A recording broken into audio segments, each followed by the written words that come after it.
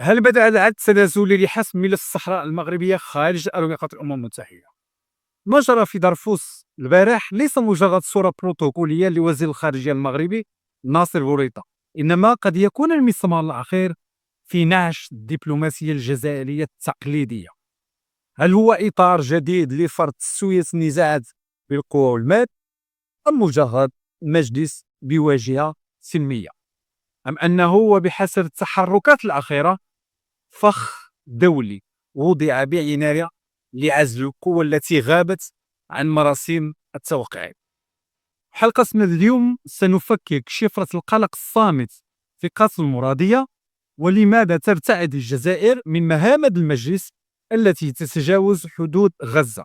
قم معايا، فالخريطة يتم رسمها من جديد، والحبر هذه المرة أمريكي بامتياز. أهلا بكم في قناة قواسم، معكم عماد، المكان الذي نقرأ فيه ما بين السطور ونكشف خفايا الغرف المغلقة. الحدث الأبرز الذي يشغل دوائر المخابرات والخارجية في المغرب الكبير الآن حفل توقيع الميثاق التأسيسي لمجلس السلام في سويسرا. دونالد ترامب الرئيس الأمريكي يجمع كبار العالم، والمغرب يحجز المقعد ديالو في الصفوف الأولى كعضو مؤسس، بينما الجزائر فقط تنتظر وتشاهد المشهد بصمت مريب. إذن ماذا حدث بالضبط؟ البارح وقع ناصر بوريطة ممثلا للملك محمد السادس على وثيقة ستغير موازين القوى. ترامب لم يدعو الجميع، بل وجه دعوة خاصة من الرباط لتكون شريك في صناعة النظام الإقليمي العالمي الجديد. لكن النقطة الأخطر والتي نقلتها تقارير صحفية موثوقة هي أن هذا المجلس لن يتوقف عند غزة فقط. البيت الأبيض صرح أن المهام ستشمل حل النزاعات العالمية المزمنة، وهنا في هذه الجملة بالذات يقمع الكابوس الجزائري. تخيل معي مجلس دولي يقوده ترامب يضم المغرب ويملك صلاحيات تتجاوز مجلس الأمن المشلول أصلا، فماذا سيكون مصير ملف الصحراء المغربية؟ دعونا ندخل في العمق قليلا لنفهم هذا الارتباك الكبير في الجزائر. أولا، لماذا تصمت الجزائر الآن؟ من المعروف، وهذا الشيء معروف، أن الإعلام الجزائري ينصفي عند أي تحرك مغربي، خصوصا كيكون دولي. لكن هذه المرة الصمت هو السيد الموقف. الجزائر تجد نفسها خارج نادي الكبار اللي أسسوا ترامب. غياب الدعوة للرئيس الجزائري ورسائل مشفرة بأن الدور الإقليمي للجزائر بات محك شك ومكشوف عند الإدارة الأمريكية الجديدة. هذا التجاهل ليس صدفة، بل هو فرض دبلوماسي يقصد وضع المغرب في كافة صناع الحلول والجزائر في كافة المراقب القلق فقط.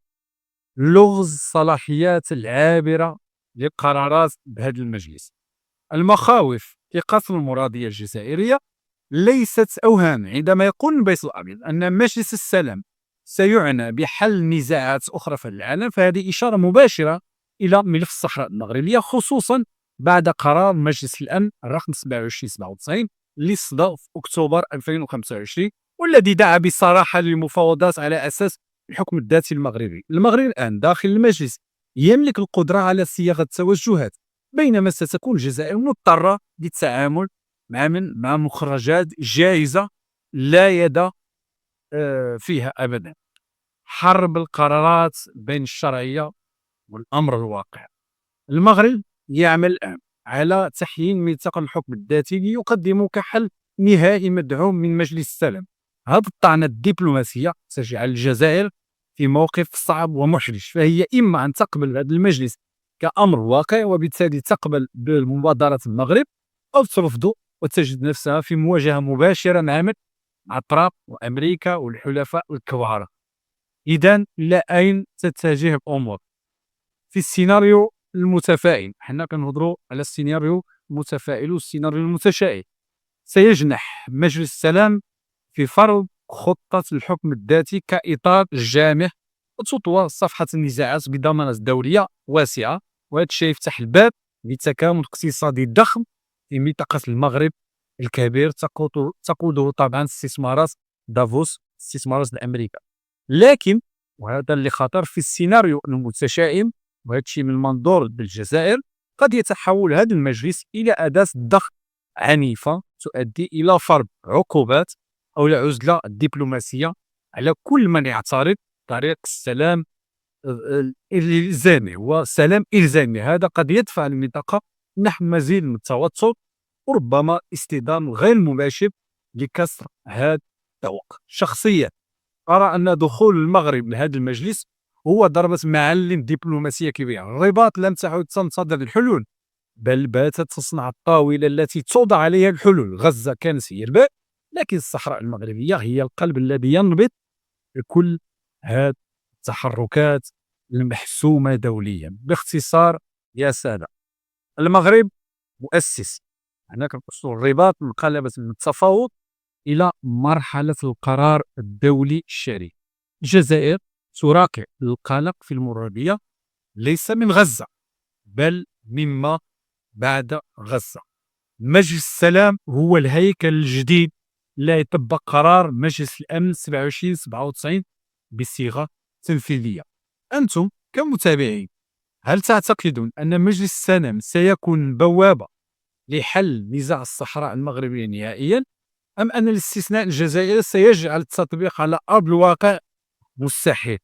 انتظر النقاشات ديالكم في التعليقات، وما تنسوش تشتركوا لمتابعة كواليس هذا المجلس اللي ولد في دافوس ليغير وجه المنطقة. أراكم في الحلقة القادمة، دمتم بخير وإلى اللقاء.